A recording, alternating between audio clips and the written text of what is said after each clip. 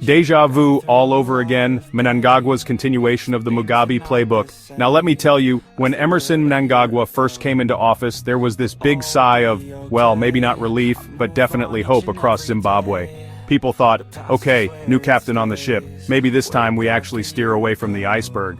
The talk was all about a new dawn, a fresh start after the long and, let's be honest, pretty heavy years under Robert Mugabe.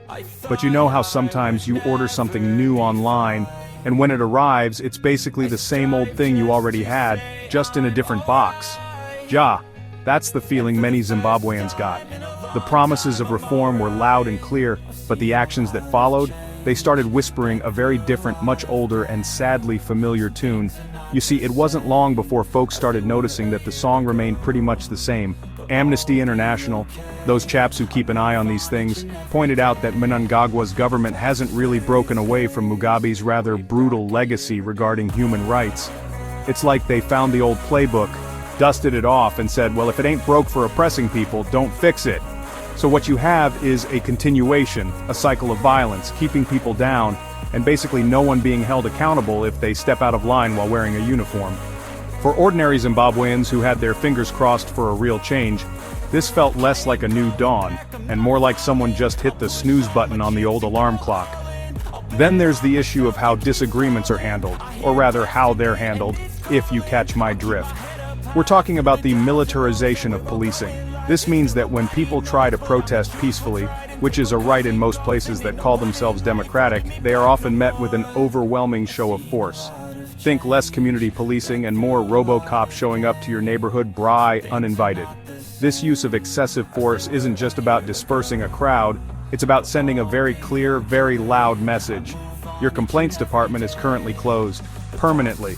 It creates an atmosphere where people are scared to speak up, scared to gather, scared to demand better. So instead of ushering in that bright new era everyone was hoping for, Mnangagwa's leadership seems to have just reinforced the old ways of doing things.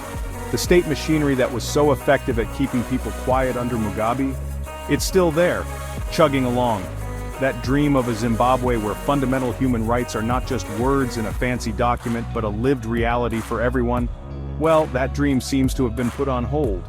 It's like being stuck in a political version of Groundhog Day, where the faces might change a bit, but the storyline of repression feels depressingly familiar. One has to wonder when, or even if, this cycle will finally be broken for the good people of Zim. The muzzling machine, how dissent is systematically crushed. Now, if you think the general vibe is a bit off, wait till you hear about what happens to specific people who decide to speak up a little too loudly. It's not just a case of, oh, we disagree with you. No, it often goes much further. Activists, human rights defenders, people who are basically just trying to make their country a better place, they often face serious persecution. And it's not just them. Sometimes their families get dragged into it too, with harassment and intimidation becoming part of their daily lives. There have even been reports of abductions, which is a terrifying thought. It's a clear tactic. Make the price of speaking out so high that most people will just choose to stay silent. And we're not talking about hypotheticals here. There are names and faces to these stories. Take Hopewell Chinono, a journalist who's been vocal about corruption. The guy was detained not once, not twice, but 3 times between July 2020 and January 2021. Imagine trying to do your job, which is to report the news, and constantly looking over your shoulder. Then there's the award-winning author Tsitsi Dangarembga and her friend Julie Barnes, who were convicted and sentenced for just participating in a peaceful protest. Even though they successfully appealed, the message was sent. Members of the Opposition Citizens Coalition for Change, CCC party, around 25 of them were arrested and reportedly assaulted for holding a private meeting in early 2023. Even students aren't spared. 6 from the University of Zimbabwe were arrested in May 2023 for a peaceful protest. If going after individuals isn't enough, don't worry, they've got laws for that too. It's like a whole legal toolkit designed to keep dissent locked down. One of the latest additions is the Patriotic Bill, officially an amendment to the criminal law. This piece of legislation criminalizes willfully damaging the sovereignty and national interest of Zimbabwe. Now that sounds all official and important, but the terms are so vague. What exactly constitutes damaging the national interest? Is pointing out government failures damaging, or is it, part of a healthy democracy? The problem with vague laws is that they can be twisted to mean anything, making it super easy to target anyone the government doesn't like. And get this, some offenses under this act can even carry the death penalty. Yikes! And that's not the only law in the arsenal. There's the Cyber and Data Protection Act from 2021, which has been used to arrest journalists for supposedly transmitting false data. Basically, for publishing stories the government isn't happy with. The old Access to Information and Protection of Privacy Act, AIPA, was replaced by the Freedom of Information Act in 2020, but critics say it still keeps a tight lid on free expression. Then you have the Maintenance of Peace and Order Act, which, surprise surprise, makes it really difficult to organize peaceful assemblies.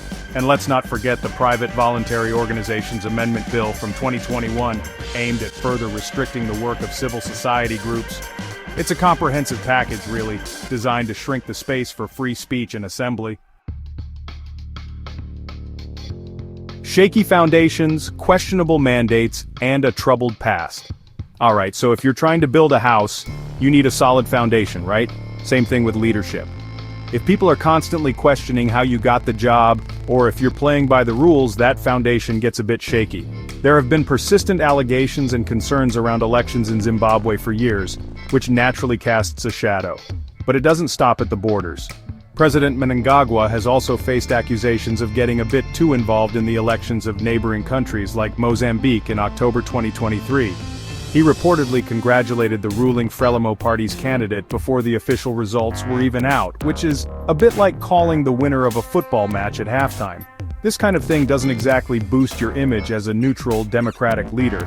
This perceived lack of neutrality has consequences beyond just looking a bit biased. Critics, like Peter Mutasa from the Crisis in Zimbabwe Coalition and political analyst Tendai Ruben Mbofana, have pointed out that it makes it very difficult for Mnangagwa to act as a credible mediator in regional crises. If you're seen as someone who might have, let's say, influenced outcomes or is an alleged accomplice in electoral shenanigans, how can you then turn around and be the honest broker when your neighbors are having their own election disputes? It's like asking a known card sharp to referee a poker tournament. People are going to be skeptical, and rightly so. They might prefer someone with a cleaner sheet to help sort things out. Then there's the heavy stuff, the historical baggage that's really hard to ignore. We're talking about Mnangagwa's alleged involvement in the Gukurahundi genocide back in the 1980s. This was a horrific period where over 20,000 civilians, mostly in Ndebele, were killed in Matabeleland and Midlands provinces. At the time, Mnangagwa was the Minister of State Security. Now, fast forward to today, and ironically, he's overseeing a peace and reconciliation program for the very victims of these atrocities. For many survivors and observers, this is a deeply problematic situation. How can someone implicated in such a dark chapter genuinely lead a process of healing and accountability? It's a massive question mark hanging over his leadership and credibility. And this brings us to the state of crucial institutions like the judiciary and the press. Are they truly independent? Well, when you see journalists who are critical of the president being arrested or facing repeated denials of bail before finally getting it, as was reported in May 2024 for one journalist, it makes you wonder. It suggests that maybe, just maybe, the judicial process isn't entirely free from political influence. A free press is the lifeblood of any democracy, and an independent judiciary is its backbone. If journalists are scared to report and judges feel pressured, then the whole system of checks and balances, which is supposed to keep power in check, starts to look very wobbly indeed. Zimbabwe at a crossroads. The urgent need for real change. Now, it's one thing to have issues with human rights or historical baggage, but what about the day-to-day running of the country? Many Zimbabweans are struggling. The economy has been on a roller coaster for years, and not the fun kind. We're talking serious inflation, a healthcare system that's under immense pressure, and a lot of people without jobs. Critics like Matic Chavasa of the National Constitutional Assembly argue that if a leader can't get a handle on these critical domestic crises, it really calls into question their ability to lead effectively, both at home and on the regional stage. Anadi Salulu from the E-movement echoes this, pointing out that ZANU-PF's history with electoral manipulation further compromises Mnangagwa's credibility. It's hard to offer solutions abroad when your own house isn't in order. Given all this, it's no surprise that there are growing calls for more international attention on what's happening in Zimbabwe.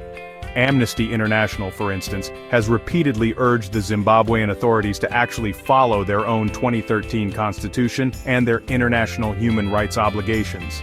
It's not just about finger-pointing, it's about encouraging a country to live up to the standards it has agreed to. There are also calls for regional bodies like the Southern African Development Community, SADC, the African Union, AU, and the African Commission on Human and People's Rights to step up, investigate, and where necessary, condemn human rights violations. Zimbabwe can't just be an island. What happens there affects the region, and the wider world needs to pay attention. The lack of trust in Mnangagwa's leadership isn't just an internal Zimbabwean issue. It's felt in the region too. You can see this when analysts and opposition figures start suggesting a list of other more neutral and reputable former presidents to mediate in regional crises.